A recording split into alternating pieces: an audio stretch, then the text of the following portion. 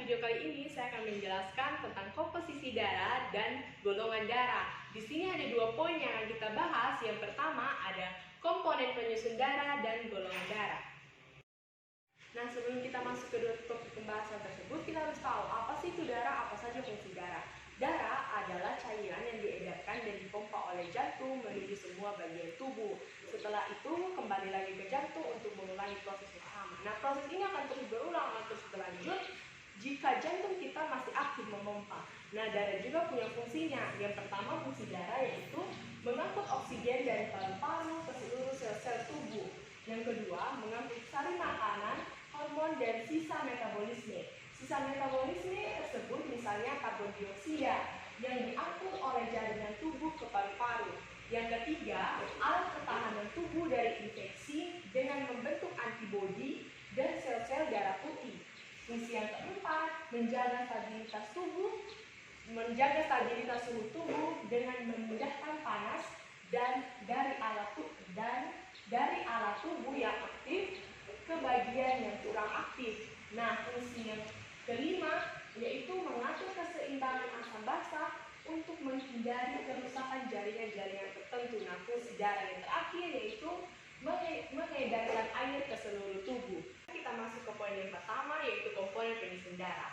Komponen penyusun darah ada 4. Yang pertama ada plasma darah, yang kedua ada sel darah merah atau eritrosit, yang ketiga ada keping darah atau trombosit, dan yang keempat ada sel darah putih atau leukosit. Masuk ke plasma darah. Apa itu plasma darah? Plasma darah adalah bagian dari cairan darah yang berwarna kuning yang berfungsi sebagai medium sel-sel darah. Dalam darah, plasma darah terdiri sebanyak 55%. Dalam plasma darah juga terdapat fibrinogen. Apa itu fibrinogen? Fibrinogen atau faktor 1 adalah protein yang diproduksi secara alami di plasma darah yang berfungsi sebagai proses pembekuan darah. Plasma darah terdiri atas air, protein, ion, glukosa, enzim, hormon, keratin, dan urea. Nah, plasma darah juga punya ciri-cirinya. Ciri yang pertama berwarna kekuningan, terdiri dari 90% air dan 10% zat terlarut lainnya. Yang ketiga, memiliki sel-sel darah, termasuk sel darah merah, sel darah putih, dan trombosit atau keping darah. Nah, ciri yang terakhir, kandungan zat yang diperlukan tubuh diantaranya protein, antibodi, glukosa, enzim, garam, dan zat terlarut lainnya. Sekarang kita masuk ke sel darah merah atau eritrosit. Sel darah merah atau eritrosit adalah jenis sel darah yang paling banyak dan berfungsi mengikat oksigen yang diperlukan untuk oksidasi jaringan-jaringan tubuh lewat darah. Fungsi lainnya yaitu sebagai penyalur atau penyebar darah yang banyak mengandung oksigen O2 dari paru-paru ke semua jaringan tubuh dengan bantuan dari hemoglobin, yaitu substansi eritrosit yang tersusun atas rantai heme dan globin.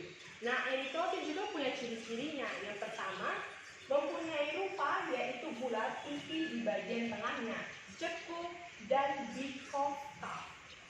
Yang kedua, yaitu tidak mempunyai inti sel. Yang ketiga, mempunyai warna merah karena mengandung hemoglobin. Yang keempat, umur sel darah merah kurang lebih 120 hari. Yang kelima, sel darah merah mempunyai jumlah 4-2 juta sel darah. Yang keenam, sel darah merah mempunyai diameter 7-8 UM dan ketebalan 1-2 UM. Yang ketujuh, sel darah merah mempunyai sifat elastis, yaitu sel darah putih atau leukosit.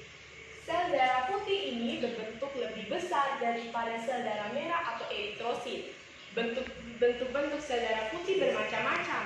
Yang pertama ada limfosit, yang kedua ada basofil, yang ketiga ada neutrofil, yang keempat ada monosit, dan yang kelima ada eosinofil.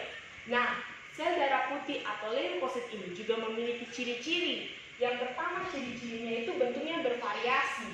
Yang kedua, mempunyai inti sel bulat dan atau cekung. Yang ketiga, geraknya seperti amuba. dan dapat menembus dinding kapiler. Dan yang keempat, plasma lemfosit mengandung butiran-butiran atau granula. Komponen pengisi darah yang keempat ada keping darah atau trombosit. Keping darah atau trombosit merupakan bagian dari darah yang berperan penting dalam proses pembekuan darah. Fungsi trombosit sangat terasa ketika kita luka pada pembuluh darah. Pada saat pembuluh darah pecah, maka dengan segera trombosit akan merapatkan luka tersebut. Nah, trombosit juga punya ciri-cirinya. Ciri-ciri yang pertama, berukuran lebih kecil dari eritrosit dan limfosit tidak berinti. Yang kedua, dalam setiap sel terdapat 200.000 sampai 400.000 trombosit. Yang ketiga, dibentuk pada sel megakariosit sumsum tulang. Dan yang keempat, mempunyai waktu hidup sekitar 8 hari. Sekarang kita masuk ke poin kedua, yaitu golongan darah. Apa sih itu golongan darah? Golongan darah adalah pengklasifikasian darah dari suatu individu berdasarkan ada tidaknya zat antigen warisan pada permukaan membran sel darah merah. Hal ini disebabkan oleh adanya perbedaan jenis karbohidrat dan protein pada permukaan membran sel darah merah tersebut. Golongan darah pada manusia umumnya ada 4. Golongan darah A, golongan darah B, golongan darah AB, dan golongan darah O. Nah, golongan darah menurut Landsteiner, yang pertama ada golongan darah A. Apabila eritrosit seseorang mengandung agglutinogen A, sedangkan plasma darahnya mengandung agglutinin B, anti B, maka orang tersebut bergolongan darah A.